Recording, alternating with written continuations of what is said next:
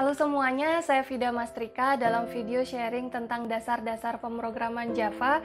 Kali ini saya akan membahas tentang bagaimana caranya kita menggunakan keyword super.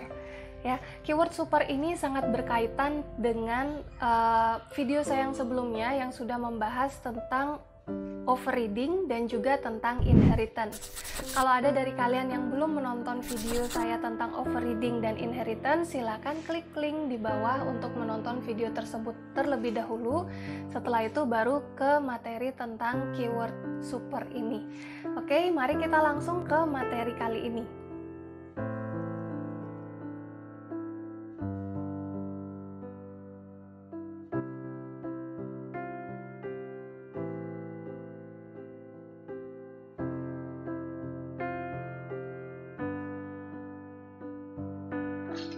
Oke, untuk keyword super saya akan menjelaskan dengan project overriding yang saya gunakan di video yang sebelumnya. Saya akan memakai kelas binatang dan kelas bebek. Kelas binatang ini adalah kelas parent dan bebek ini adalah child dari kelas binatang. Di kelas binatang, di sini saya punya variabel, nama dan jenis. Saya punya konstruktor, namanya binatang, sesuai dengan nama kelasnya, dengan dua parameter, yaitu nama dan jenis. Apa yang dilakukan di konstruktor ini adalah memberikan nilai ke variabel nama dengan isi dari variabel nama, isi dari parameter nama, setelah itu memberikan isi variabel jenis sesuai dengan isi parameter jenis. Setelah itu ada action untuk print binatang dengan nama tertentu dan jenis tertentu. Nah, ini konstruktor dari kelas binatang. Saya juga punya satu metode untuk kelas binatang, yaitu metode suara binatang. Untuk di kelas parent ini yang di print hanya binatang bersuara.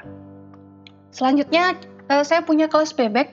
Kelas bebek ini adalah anak dari kelas binatang. Saya punya string variabel nama, jenis, dan warna. Nah, di sini saya menggunakan dua kali kata kunci super untuk mengakses apa yang ada di kelas parent-nya. Jadi secara singkat, kata kunci super ini digunakan untuk mengakses konstruktor ataupun metode yang ada di kelas parent.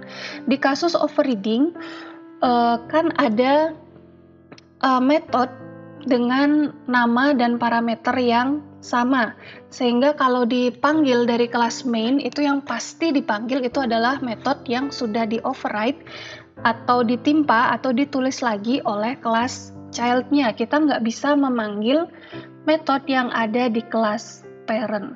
Dengan kata kunci super ini, di kelas child kita bisa mengakses apa yang ada di kelas parent, walaupun namanya itu sama, ya. Jadi nanti sistemnya tahu yang mana yang kita maksud, apakah sesuatu yang kita tulis baru di kelas child atau sesuatu yang kita tulis sebelumnya di kelas parent. Untuk pemanggilan konstruktor, misalnya di sini di kelas binatang saya sudah mempunyai nama dan jenis. Untuk bebek, karena dia juga mempunyai nama dan jenis gitu ya, saya tidak perlu lagi menuliskan dua baris kode ini, dan misalnya saya juga perlu ini, itu saya tidak perlu lagi untuk menuliskan ulang, saya hanya perlu memanggil konstruktor yang sudah ada di kelas parent dengan kata super. Super, nama, jenis. Jadi ini akan memanggil konstruktor binatang yang ada di kelas binatang. Ya. Oke, ini yang akan dipanggil, jadi nggak perlu lagi dis nama sama dengan nama, dis jenis sama dengan jenis, tidak perlu. Yang berbeda di sini hanya warnanya saja ya. Jadi saya tambahkan di sini dis titik warna sama dengan warna. Nah, untuk suara binatang, kalau di main class nanti saya juga ingin menampilkan apa yang ada dari parent dan menambahkan modifikasi juga dari yang ada di kelas child. Saya bisa memanggil method dari kelas parent dengan menyebutkan kata super, setelah itu titik dan suara binatang. Jadi metode yang dipanggil di sini ini adalah dari kelas parent-nya. Nah, suara binatang yang di sini akan print bebek bersuara quack quack. Nah, jadi ada perbedaan bagaimana kita menggunakan kata kunci super. Kalau kita memanggil konstruktor, caranya adalah seperti ini. Kalau kita menggunakan ingin memanggil metode, caranya adalah seperti ini. Apa yang di print nanti di main class seperti ini ya.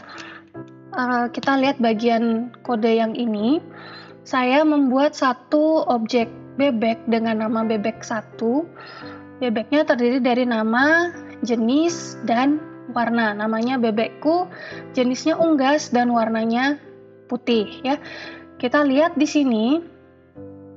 Oke, di sini kan saya membuat bebek dengan konstruktor bebek ya. Di dalam konstruktor bebek ini ada konstruktor ini juga ya. Konstruktor untuk binatang. Nah, di konstruktor bebek ini tidak ada yang di print. Oke.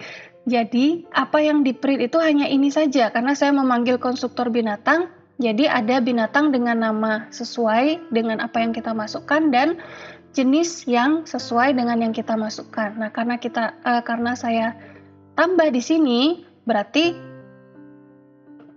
ini akan muncul binatang dengan nama bebekku dan jenis sama dengan unggas. Itu tidak ada di sini ya, tidak ada di kelas bebek, sama sekali tidak ada saya menuliskan seperti itu. Tapi itu dari metode yang ada di kelas parent. Konstruktor yang ada di kelas parent. Nah, bagaimana dengan suara binatang? Nah, di suara binatang ini saya memanggil metode yang ada di parent. Suara binatang yang di print adalah binatang bersuara. Oke, jadi ini adalah yang hasil saya memanggil metode dari kelas parent dengan kata kunci super, binatang bersuara, seperti ini ya.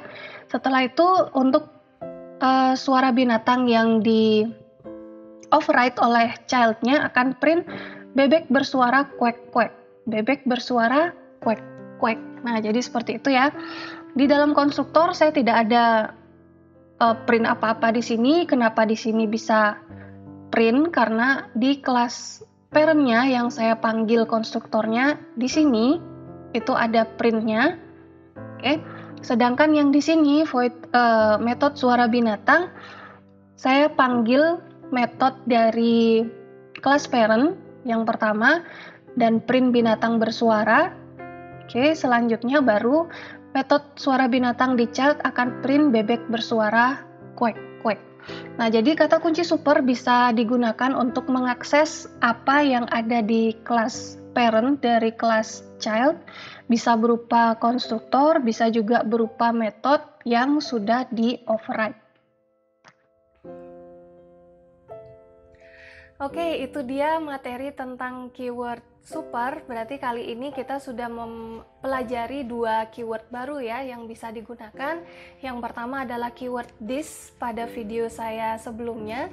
Dan kali ini kita sudah belajar keyword super untuk mengakses apa yang ada di kelas parent. Semoga materi kali ini bermanfaat untuk kalian ya. Sampai bertemu di video saya yang selanjutnya.